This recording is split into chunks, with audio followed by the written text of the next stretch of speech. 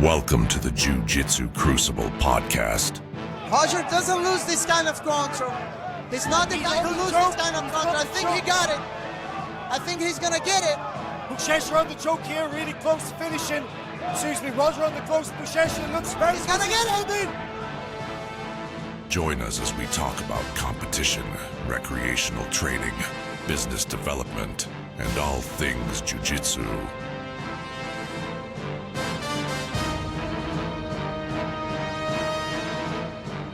Strength and honor. Strength and honor!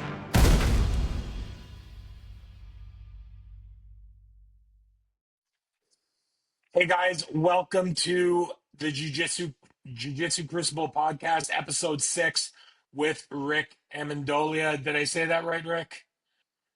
Yeah, Rick, Riccardo. That's Okay, fine. Rick Riccardo. So, As long as it's not Ricky. No Ricky. yeah.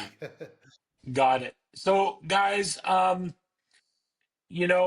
think Ricardo, Rick, has a lot of knowledge about jiu-jitsu, and I think he is in kind of this, super unique role, with his involvement with some of these huge shows historically. And I think he's one of the unsung heroes of the jiu-jitsu community that is constantly working behind the scenes to really put together some epic matches with some legends of the sport. And one of the reasons that compelled me to bring him on is because I know he's really a jiu-jitsu aficionado at heart, like myself. And he has a very unique point of view, I think, towards the industry and the sport that a lot of people probably don't think about.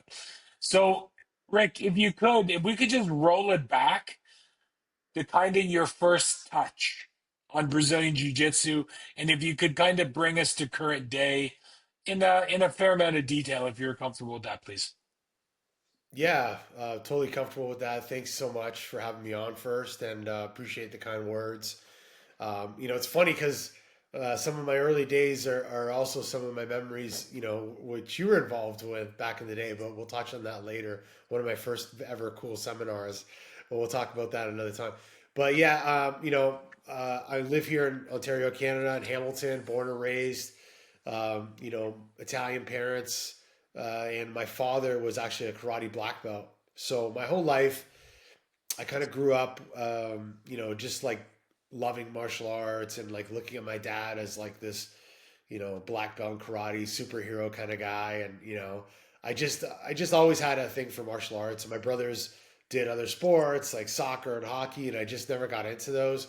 And I just always loved, martial arts. And originally I was a big fan of Kung Fu, saw Into the Dragon, the Bruce Lee story. And I was, trying to find a Jeet Kune Do Academy here in Hamilton and couldn't find anything. And eventually found like a Wing Chun Academy, did some lessons. But, as a teenager, kind of farted around with some of my friends. And, I remember kind of just goofing off with some bouncers. And, we were like, kind of messing around. Like I was like, I'm going to do this move on you. And the one thing that kind of stood out on me was like they just kind of like rushed me. Like the one bouncer just like rushed me and put me against a wall. And I was like, all right, let's do that again. So like it was my way of learning like, the striking arts kind of, you can't really do anything if somebody closes the distance on you and like grabs you, right? So that was kind of like my first like, seed in terms of like grappling and jiu-jitsu. That was just like pre me even knowing anything about jiu-jitsu. So later on, obviously, teenager, I started watching the UFCs, and I remember my brother was telling me that there's this crazy martial arts event you got to watch, and there's this Garcia family from Spain, and they do this type of jiu-jitsu where they're in their gis and they wrap you like an anaconda, and it's like I'm like what? So I watched the UFC 3 pay-per-view at a buddy's house, and Harold Howard was on there, Niagara Falls, half hour from Hamilton. I was rooting for him. He had a sweet tank top and a mullet, and I thought he was going to kill everyone. I didn't know who Hoist Gracie was. And then, I started to see what was going on there, and I was just like, man, like, I don't know what's happening, but like, looking at what they were doing, like, there's something going on. Like, there's moves that they're doing. I didn't know what, right? And I remember seeing like guys like Ken Shamrock fighting, and that sort of like was my entry into jiu-jitsu. So, soon thereafter, local martial arts school, Jocelyn's Martial Arts, super famous here in Hamilton. They started a grappling program, and I started training there. It was like once or twice a week where we had to wait for the kickboxers to finish their class, take the mats, lay them out. We had maybe 90 minutes, and then had to put the mats away and all this, and do twice a week. And then eventually we went to 3 days a week and then 4 days a week. And that was probably like 97, 98.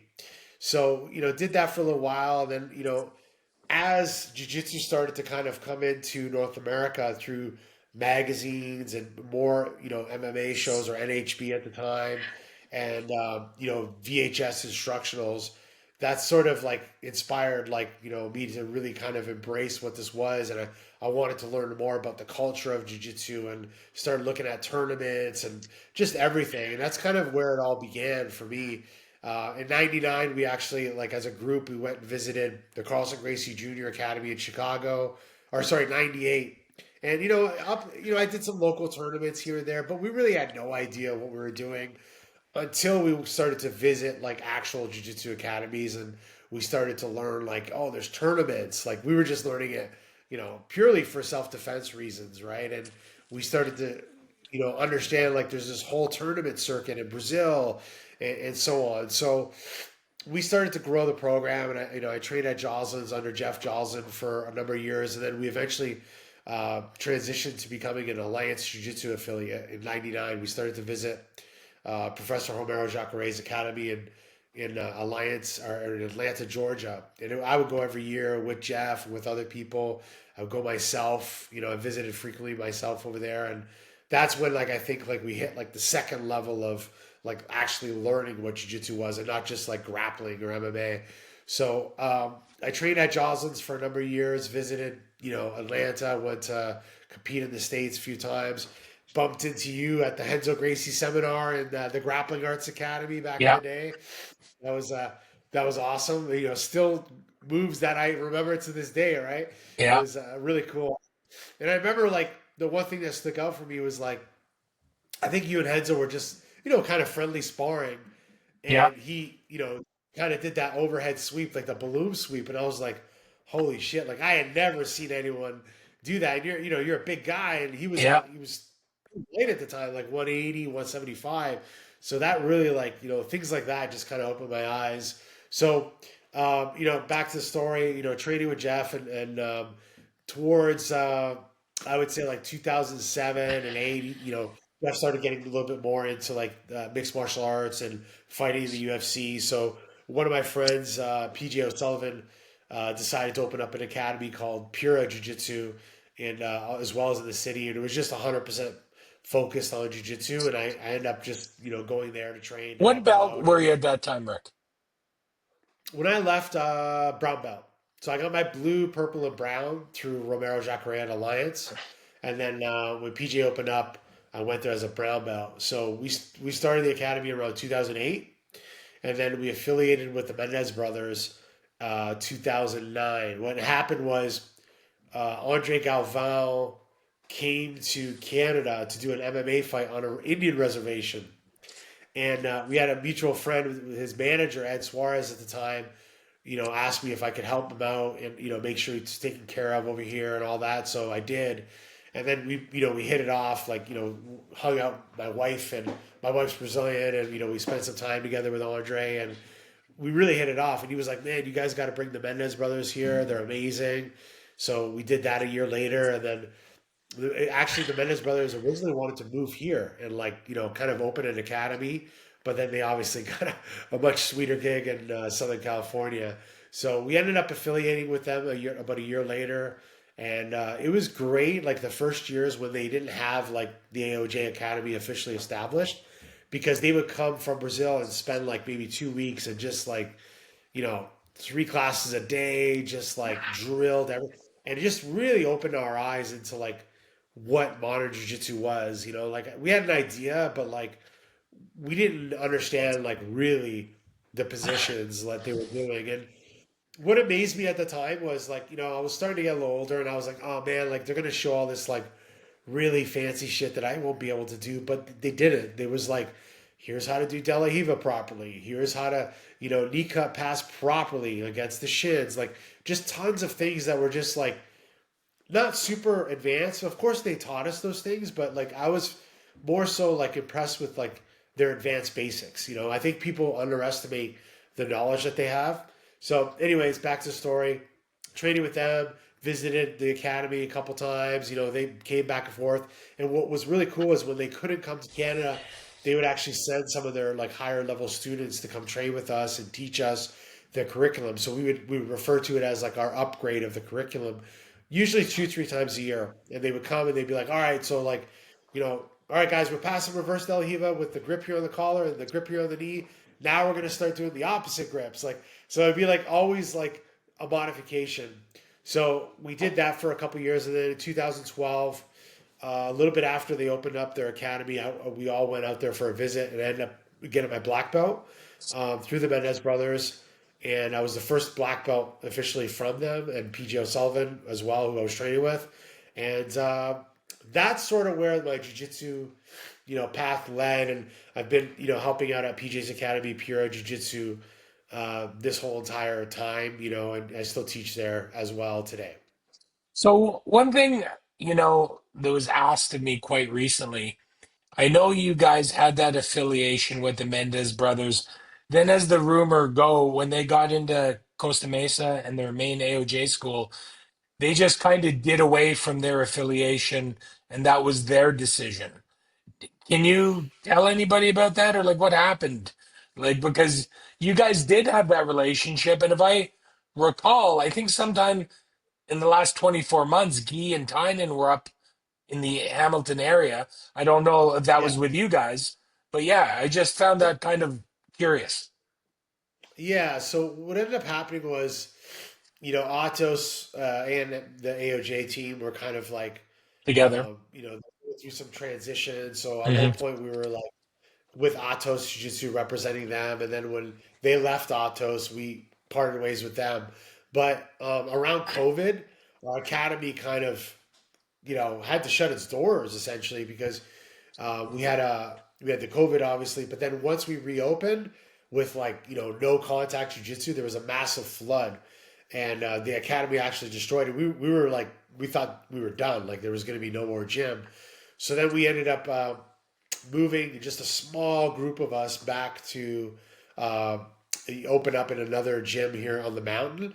And I think once we did that, like the owner of the program, PJ, he wasn't really into the whole like jiu-jitsu scene or just not as passionate about like affiliations in general. So we're really good friends with everyone, like the Mendez brothers, Andre, and we've kind of just like adapted this like open door policy. Like whoever we're friends with could come. Like Damian Hmm. Maya was over here a couple years ago.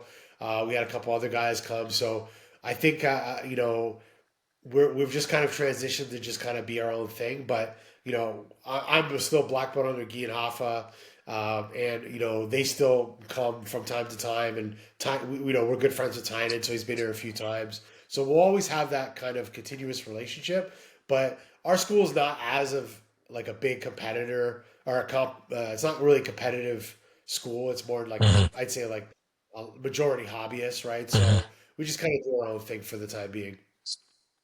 So now that kind of brings us up to date in terms of your, jujitsu journey, in terms of your progression through the belt ranks.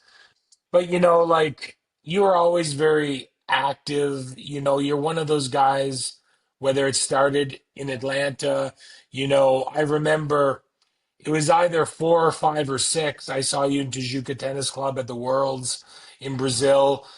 Me and you are in reality a couple of more well-traveled Canadian guys for sure. And Yeah. how did this evolution of you traveling? And just out of curious, did you meet your wife when you were in Brazil, or did you meet her in Canada? No, we actually met here in Canada. She walked into when I was training at Joslin's with a Vasco da Gama shirt. And, I'm in Hamilton, Ontario. No one's walking around the streets of Hamilton with that. Yeah. And right away I saw her and, I saw her tan and her look and her strut. And I just asked her a couple words in Portuguese, and we sort of kicked it off, and started training a little bit together and hanging out, and eventually now we're married with 3 kids. So Yep. yeah, we met here, but then I went to Brazil and spent a lot of time like in Manaus, where she's from, Hmm. training in Manaus. Kind of getting back to your question about travel. I think the thing for me is like I just really fell in love with like jujitsu and the culture and the sport. And and I think this, and we've chatted about this over the years. I just felt like Canada was just kind of like 5 steps back, in terms of like becoming I think you're being something similar. generous, Yeah. but yes. I'm trying to, yeah. So we're several steps back in terms of like, progressing the sport. And for me, I was always like, man, like I want to go to like where the hottest action of jiu-jitsu is, whether it's training in the US, whether it's going to competitions, whether it's going to Brazil, like you said. It was actually 2004, my first visit to Brazil, where I saw you there. Like I just wanted to be at all the events. And then I think like my passion from there kind of led me to certain business endeavors and partnerships, and people started to get to know me through the industry and the community of jiu-jitsu. And I started to learn Portuguese, and people were like, oh, there's that Canadian guy that knows everyone. And eventually, in 2009, I started commentating. After running my own events here in Hamilton, I ran 4 invitational events, which George St. Pierre fought on one, and Fabio Holanda. So in 2009, I started commentating with the Fight Network, and and basically again, like that was just me being passionate about jiu-jitsu. I, I wanted them to air the Abu Dhabi World Pro Jiu-Jitsu tournament, and I was able to get the rights to that, but they didn't have any commentators, so they asked me to go commentate. And then after commentating for the Fight Network and doing that work, it kind of snowballed. Like I got invited to go do Grappler's Quest commentary at, when they were really doing big super fights and in Vegas and Boston and all that. And then I brought Grappler's Quest to Canada a few times, even though, local community organizers boycotted it, but that's another story. And, then I eventually went to Brazil, and it was like the first Canadian to go commentate jiu-jitsu there at the Copa Podio event. I started working for Copa Podio, and then kind of like got hired here and there, like the Ultimate Absolute and 80. I started working with ADCC to help organize the trials, and I went to 2007. I was actually at ADCC. Like at 2007, I did everything from translate, grabbing a table for Bruce Buffer, security, just a ring coordinator. Like I just loved it so much as I was younger. I just wanted to do anything, right? Just because I just truly felt like this was the best sport in the world. I just I could never understand why people didn't want to do it.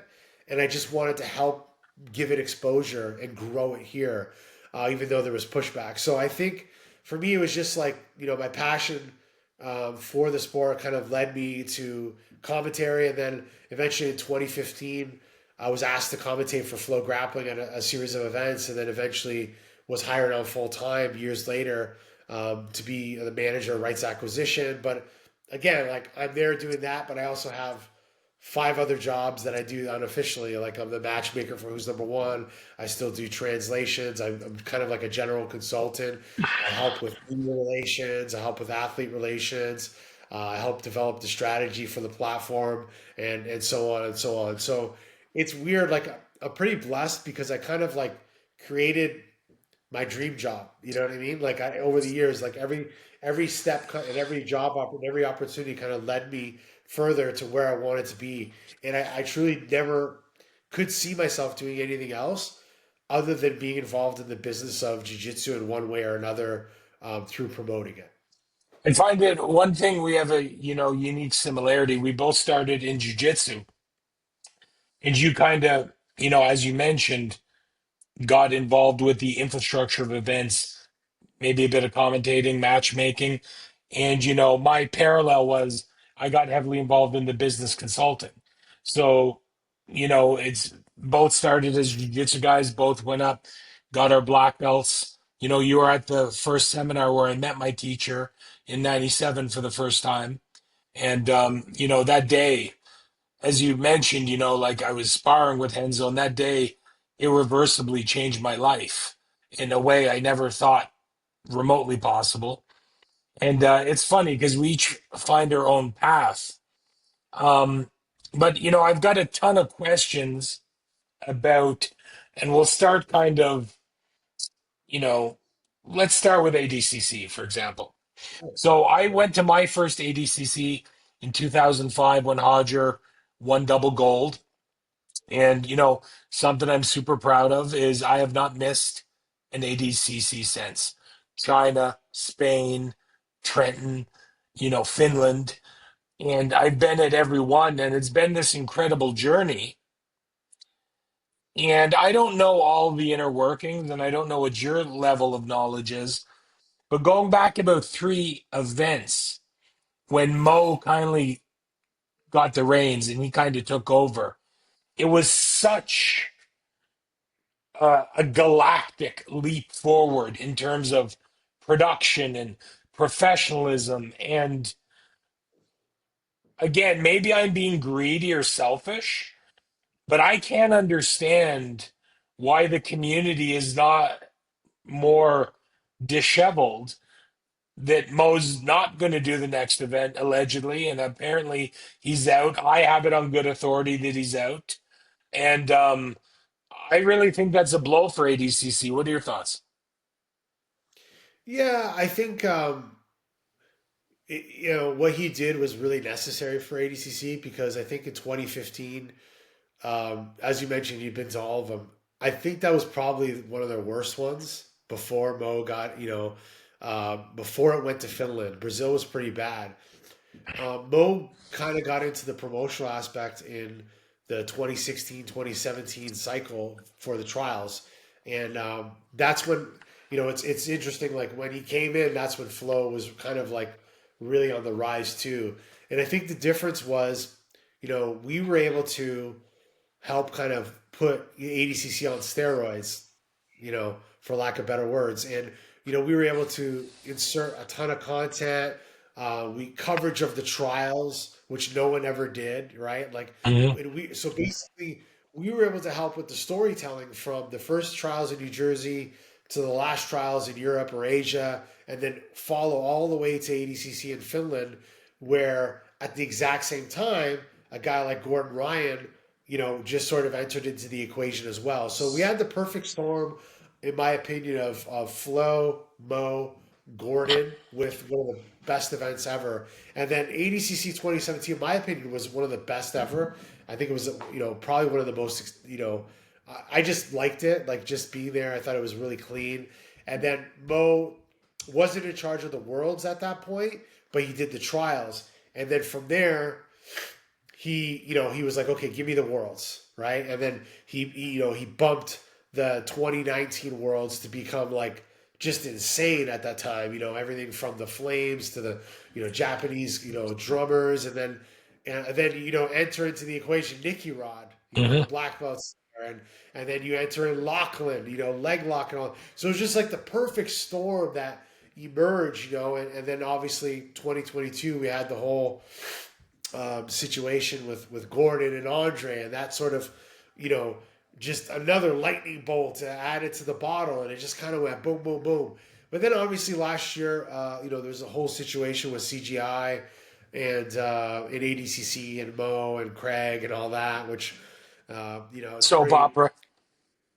Yeah, that kind of led to definitely a different level of excitement and tone in ADCC. But at the end of the day, 2024 ADCC was still amazing. I was there commentating. I got to host the show with Kenny Florian again, which was awesome. And although there was a lot of guys that opted to go to CGI, it was still an incredible event. But it definitely was a little different than the year before. And I think to your point, what I can tell you is, I'm in touch with the new promoter. I'm not really at liberty to say where, but So I can. I'm not going to put you on the spot, but Yeah, again, I have it in good authority, and I won't be as specific as the information I have, but I have heard it will not be in the United States. Is that too much correct. to confirm, or So, okay. No, that's yeah. It will not be in the United States. The production level, for what I'm being told, is going to be incredible as well Uh-huh. because people are using a large mixed martial arts promotion to help with the level of production, not named UFC, but it's going to be a good show. And I think Do you have any indication, Rick, when yeah, they might reveal to the public where it's going to be? yeah, within the next few months, Okay. very very soon, very very Okay. soon. I'll talk to you off air about it, but yeah. Yeah. So let me ask you this other question because it's something that I really understand and I get it from the consulting side of the business. And like Hodger's a close personal friend of mine, and like I get a lot of these top tier athletes, and I know you get it more because I'm sure you're haggling with purses and money on the WNO side. But one of the things that I loved about jiu-jitsu, and I'm going to use the example of the IBJJF Worlds.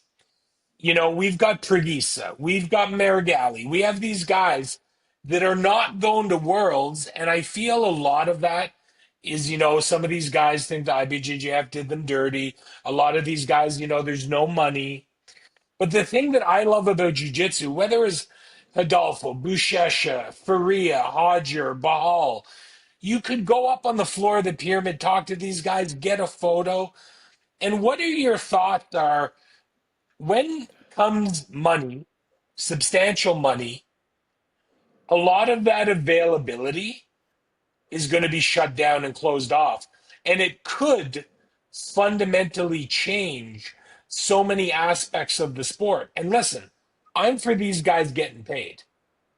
But man, I love the exposure we have to those guys. What's your thoughts and opinion on that? So I think it's an interesting question, right? So the economics for professional grappling in general are not equivalent to what's happening with mixed martial arts, but some of the athletes are getting paid equally. So there's a bit of an off balance here. If you look back at some of the original UFCs, although they may look like there was 20,000 people in attendance, there was probably like 4,000, but it still looked like a really packed house, right? And that trend was like 4,005, and it only grew to like 15 until like Zuffa really, put a really large investment into UFC.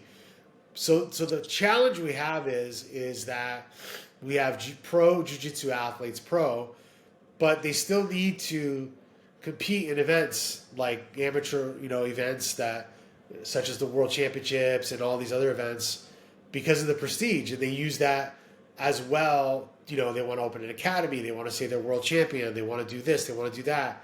We're not at a level where there could just be a pro league paying these guys to just do, compete 3-4 times a year like a mixed martial arts organization, because none of the events, like the only events that could do that are like CGI, ADCC to a degree, right? But they're not really profitable events that you can have a career in. Those are like, once every year, every 2 years. But those are the only ones with attendance higher than 4,000 is my point, right? So how do the events make revenue? They make it from pay-per-view or subscription streaming. They make it through sponsorship. They make it through LiveGate.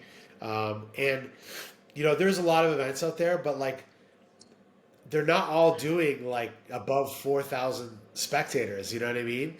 So the economics are just like kind of all over the place. So now, like if jiu-jitsu grows to a point where you do a pro event and there's going to be 5 to 10,000 spectators, of course, purses are going to go up.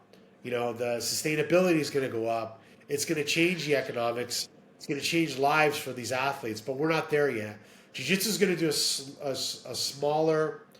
slower core growth than what the UFC trajectory did, because you don't have to be an expert in mixed martial arts to appreciate what you see in an MMA fight. But in jiu-jitsu, you have to do jiu-jitsu to want to watch that or even try to understand it. And as you know, as much as like people are trying to make it exciting with new rules, etc., it's still really niche. It's really cool to the core following.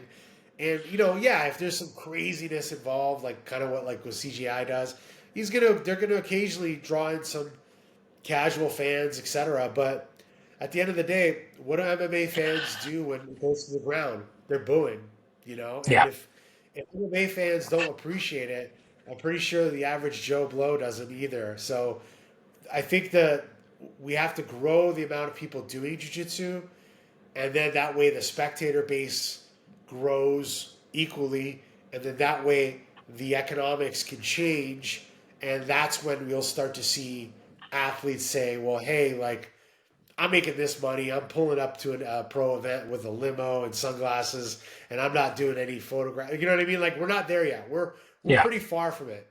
Mind you, the pay that the athletes are getting right now is very good.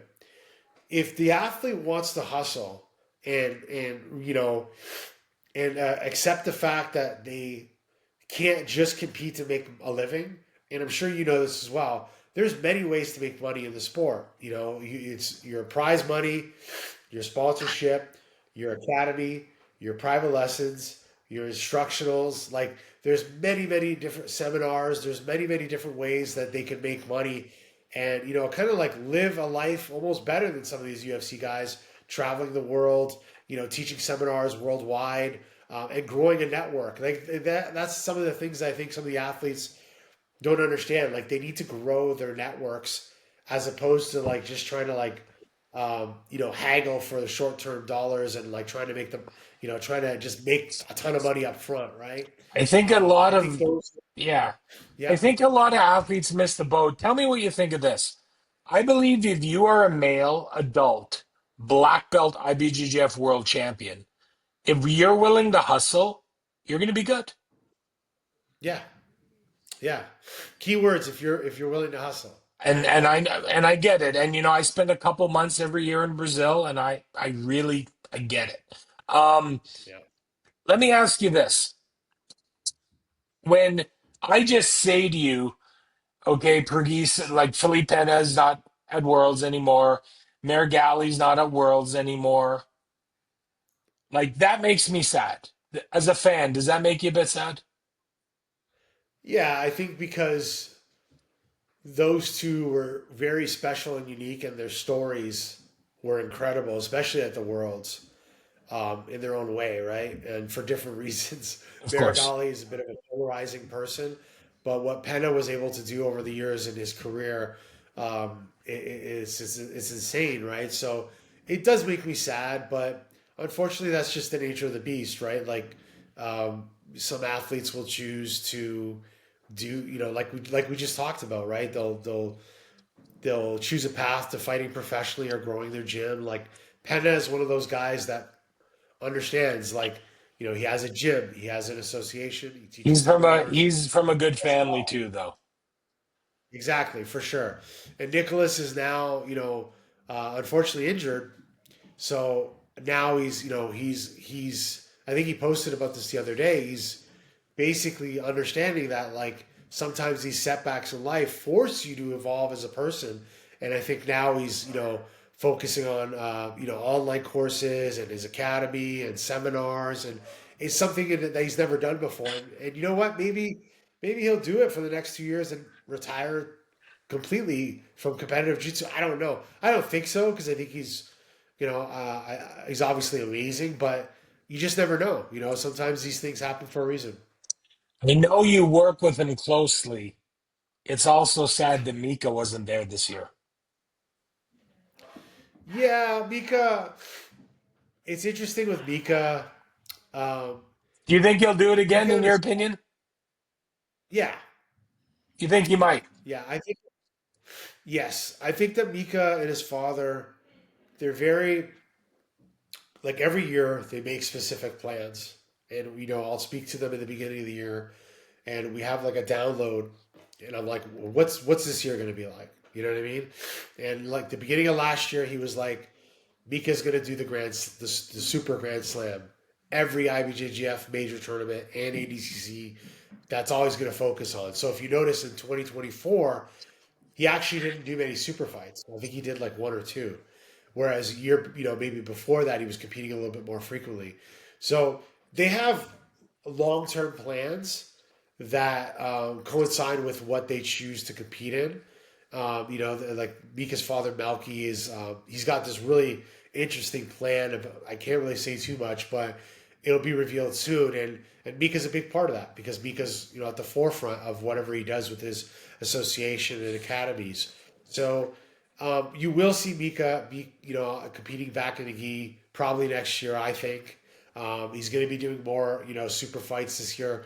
This year, I think he just really wanted to focus on a few things. And you got to remember too, like I think what a lot of people forget is Mika's a young guy, but he's been competing at a super high level since probably like 6 years old. And although he's if you think about it, he's probably 20, 21. That's that's a long career. With a lot of weight on his shoulders because even when he was like probably like a green belt, he was already starting to develop this name in Brazil. Beat black And belts, finish black belts.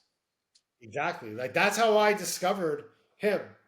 My brother-in-law is from Brazil, and he sent me a message one day. He's like, "You got to see this kid.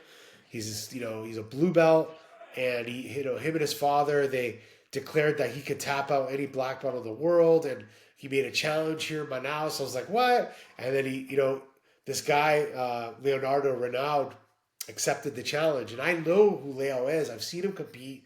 I trained in his gym in Manaus, legit as it comes. Like so many killers came from that gym, and I was like, "Oh shit! Like what's gonna happen?" So they had this challenge match, and Mika submitted him in like 90 seconds with an armbar. Like if Mika would have won a decision or won by advantage, I'd be like, but like he wrecked him in like 90 seconds or whatever it was, like and with an armbar that was beautiful. So that was when I was like, oh my god, like this kid is something special, and it's no coincidence we followed his career all the way to where it is now. Where I think at this point it's safe to say he's pretty much the number one pound for pound in the world. Both gi and no gi right now. If you look at who's still competing and who's not, right? Like Marigali's gone, Gordon's gone, right? So if you really think about Oh, I agree. the stats, yeah. Let me ask you if you have any inside intel. And I'm not asking you to give anything away you can't, but is it possible that we can get a venue to see a super fight in the gi of Tynan and Mika? It's tough. Do you It's think tough. it's because it's in the gi and the money they want? No, I think if it's going to happen, it'll probably happen in the gi. I think that much similar to Mika, Tynan has plans. Tynan is a consummate professional, and at the end of the day, like it could happen. There's been a couple conversations and a couple of negotiations that have happened over the last couple of years to try to make it happen, but it's tough, man. Like sometimes these fights just don't end up happening with two of the best guys, based on schedule, careers, or plans, right? Like we missed that with, look at Hodger and Hodolfo.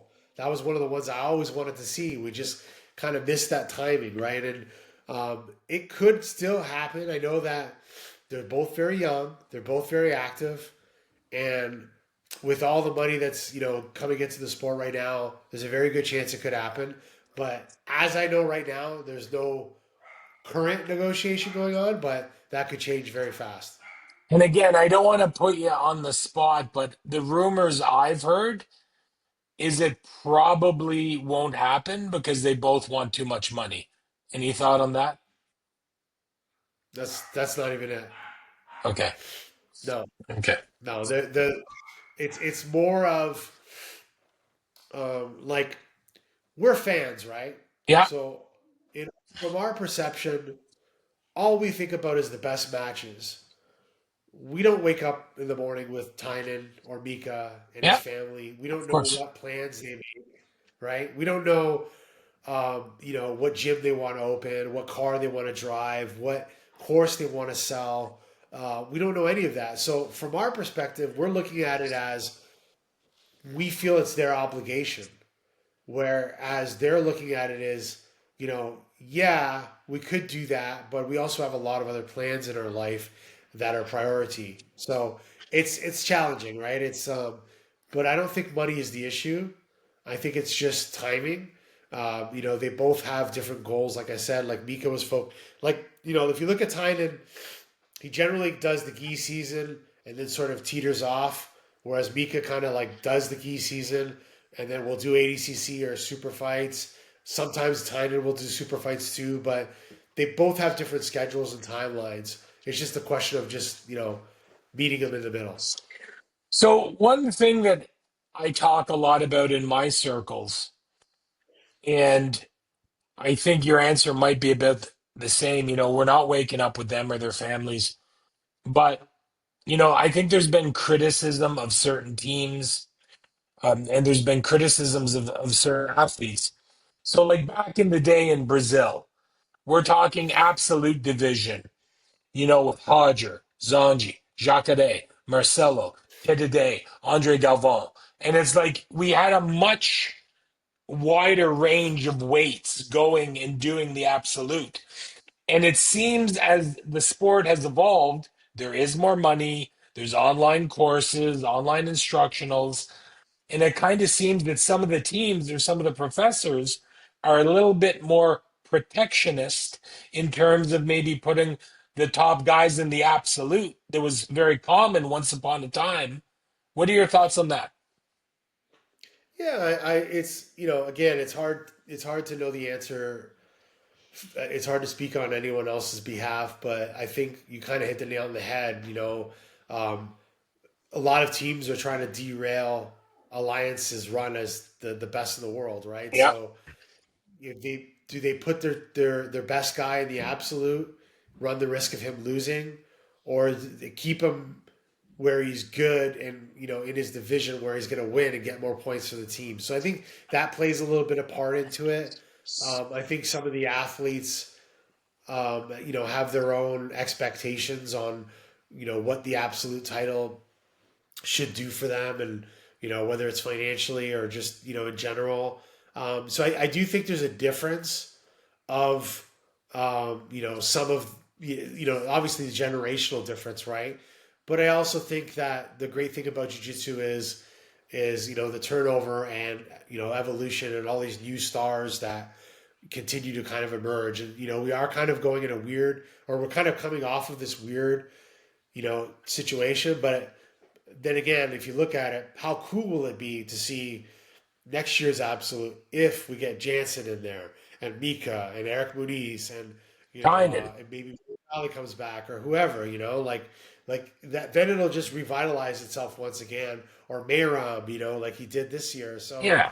um, yeah, it's interesting for sure. It's different, definitely different than the old days. But again, like it's just kind of the nature of the beast right now. So, Rick, if you had a who's number one card, and again, I don't want to put you on the spot and ask you to reveal something that you can't, but if you kind of had a who's number one card, blank canvas, and you had kind of carte blanche to make the card as you would like it, what would that look like for Rick Amendola? Oh, I mean, there's a lot of matches. There's a lot of matches. I think obviously, Gordon versus Craig. Obviously it's not going to happen ever, but that would be one. Mika versus Tynan would be a dream one. Mika versus Jansen would be an exceptional one too. Seeing, Fionn, return maybe in another match against the Dell to kind of like create like a legacy rivalry. I think Let me ask you a I would. question on that. Four-man women's division. Adele, Helena, Fionn. Who's your fourth? If I had to choose, A fourth. Who would it be? if I had to choose, I'd probably say, oh, um,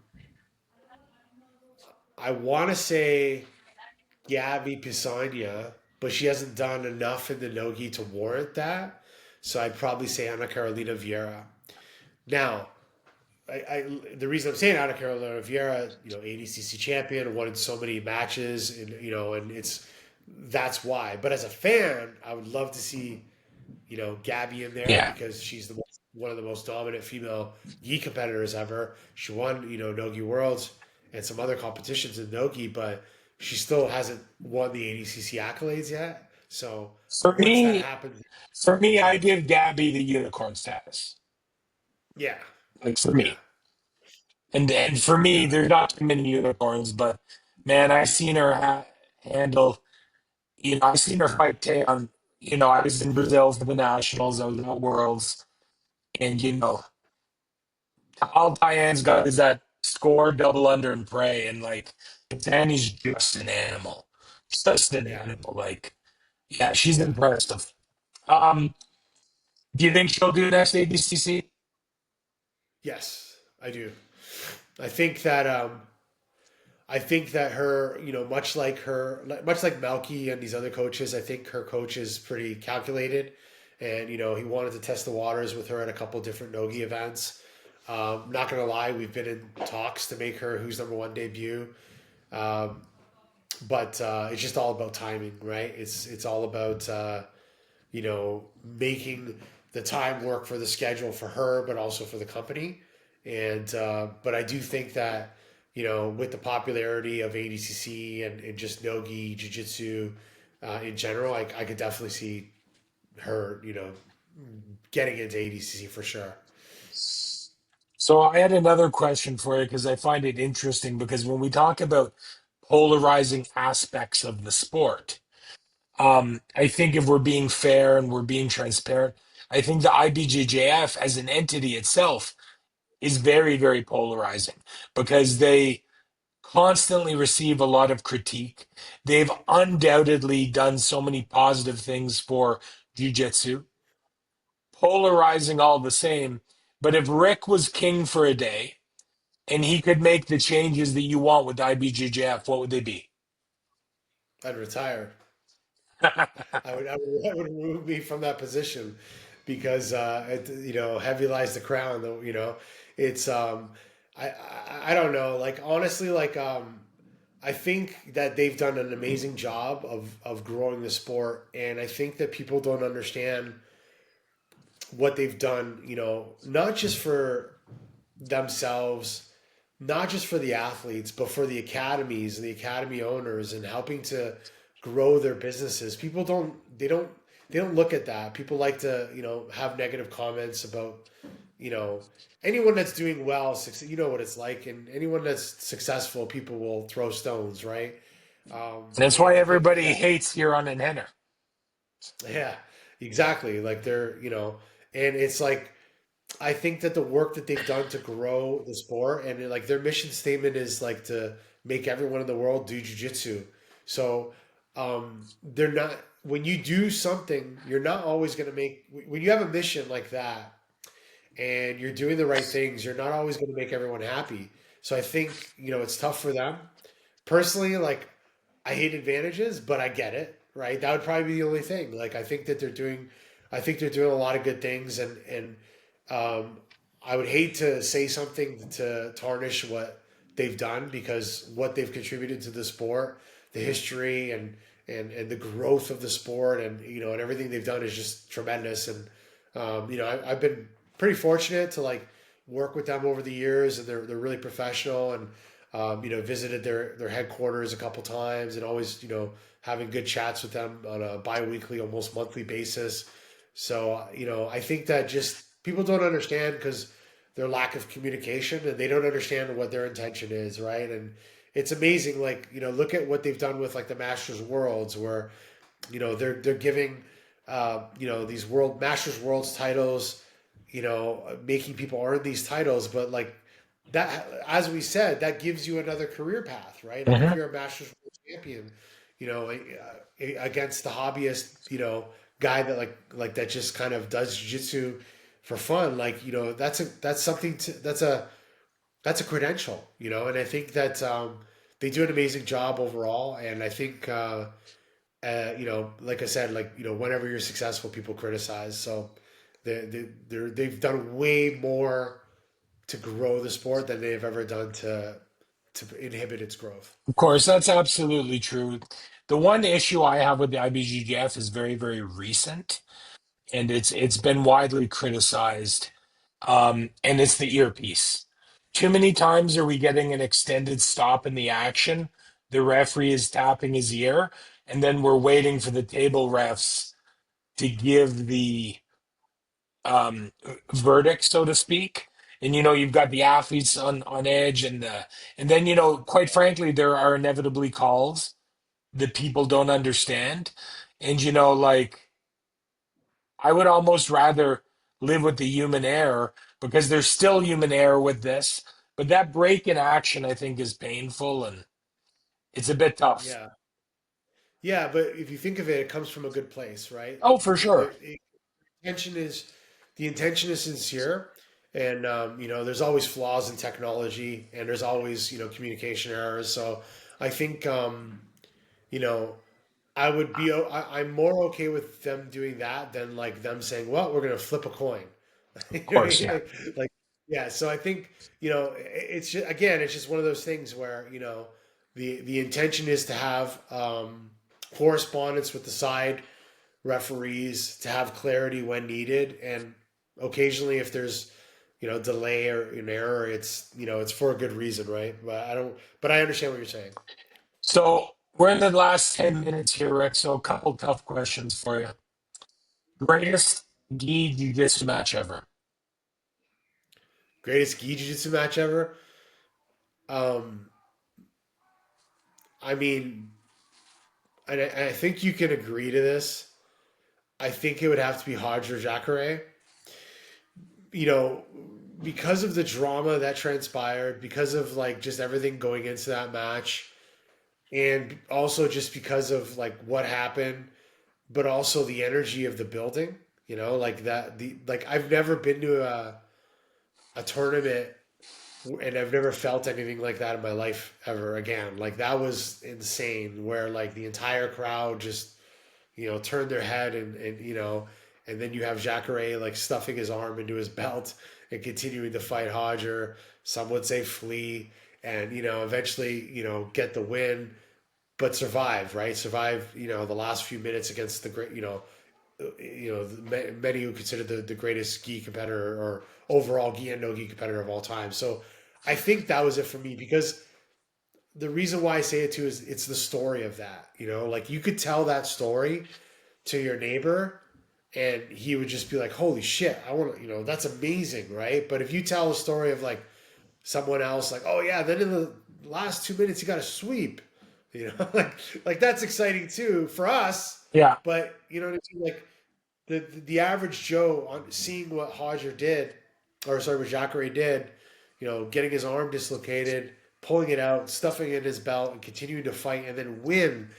You know, that's like a, you know, that's like a runner that's in a track and, you know, pulls a hamstring and continues the race and wins. Like people can resonate with that. That's more than a jiu-jitsu story. That's like an emotional sport triumphant story, right? So for me, it's that one for sure. One of the reasons I like that one is because how many white guys from the Canada and US were there?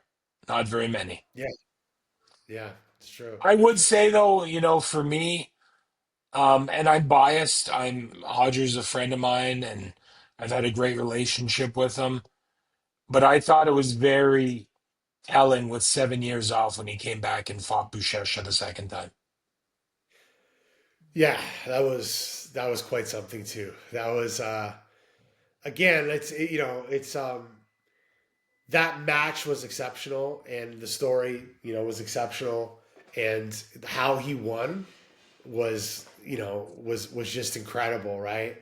But I get it, you know, that's a close second. I mean, Yeah. there's a couple great there's amazing stories in the sport, right? Like I think that's an amazing one.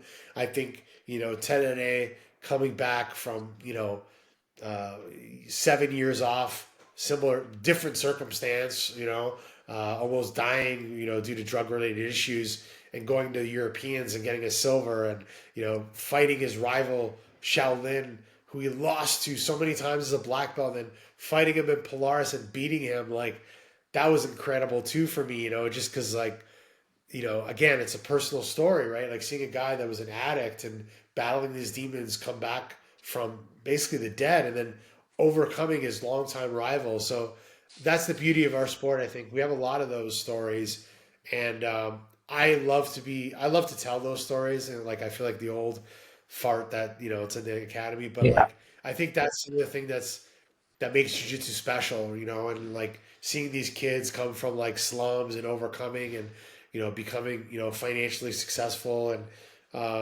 those are amazing stories all around. And jiu-jitsu is just such an amazing platform for many of these amazing people to kind of just demonstrate their personal story and whatever they execute in the match. So yeah, there's a lot of them, but I think we're aligned there. Those top two, And I for think sure. an honorable mention is definitely deserved to a couple of Marcelo's ADCC runs, getting slammed by Rico Rodriguez. But I think it's even more compelling. I think Marcelo is widely considered a great gentleman ambassador for the sport. The tragedy of losing a son, having cancer. He, in my opinion, woke up, left New York, moved to paradise in Hawaii. But yeah, I think you're dead on that our sport is kind of full of these compelling stories. And I mean, I don't know if Flo's ever done anything, but like just to do something on Marcelo Garcia and the tragedy and the victories and like that, I think that would be an amazing tale for the Yeah, sport. I Now, agree. last few minutes, Rick, I know myself, I want to support Jiu-Jitsu as much as possible. You're working with Flo. What do you think the general public can do that wants to get more involved in the support or is in the sport rather, but they also want to support the sport more? Like I know buying tickets and going to the events, that's important. I think subscribing to Flow is important. But as a guy that has his nose underneath the tent, what do you think the average people can do to really try to push the sport forward? I think participate in helping with events, promoting events, getting people just growing the awareness of jiu-jitsu overall, and just letting people know how amazing this is. The sport, the art, whatever you want to call it. I think that's the biggest thing, is just helping to grow the awareness, and not just focus on any of the negativity, but just trying to like help actually grow it. It's one thing for people to sit behind a message board and talk shit about their the athletes or at events and stuff like that, but it's another thing to go out and actually like help an organizer, help a promotion, or maybe promote the promotion instead of illegally streaming it, and because it's all economics that goes back into the promotion, that goes back into the athletes' pockets, and promotion for the events helps promote the sport, right? Like Flow has a mission statement, grow the athletes, grow the events, grow the sport, and it's really true, right? So, if we can give help to the athletes, if we can give help to the events, the sport grows, the art grows, as the exposure grows. Well, Rick, I wanted to thank you to, take time out of your busy schedule and be here to do the podcast and kind of give, all the jujitsu fans, again, that kind of sneak peek behind the scenes. And, I definitely think um, you know, not in a negative way, but you got a pretty thankless job. I know you're doing a lot of heavy lifting behind the scenes. As a mega fan, I know I appreciate it, and I'm sure a lot of more people will appreciate it after they watch this podcast. So thank you for everything you do, and I hope to have you back in maybe 6 months or a year, and we can talk about what else you got going on. Yeah, appreciate it. It's cool to do this with you because we've known each other since ever since. And, I like what you're doing. I've always been a fan of, the work that you're putting in. And so, man, I really appreciate you. And I'm kind of honored to you had me on here. So thank you. And, man, keep kicking ass in the business world of jiu-jitsu, because I think what you do is it also an underappreciated job where you're helping people to understand how to grow their businesses, whether it's academy or, whatever. So, thank you for what you do, and thank you for having me on. Thanks, Rick. You've been listening to the Jiu-Jitsu Crucible podcast. Stay sharp, stay humble, and train hard.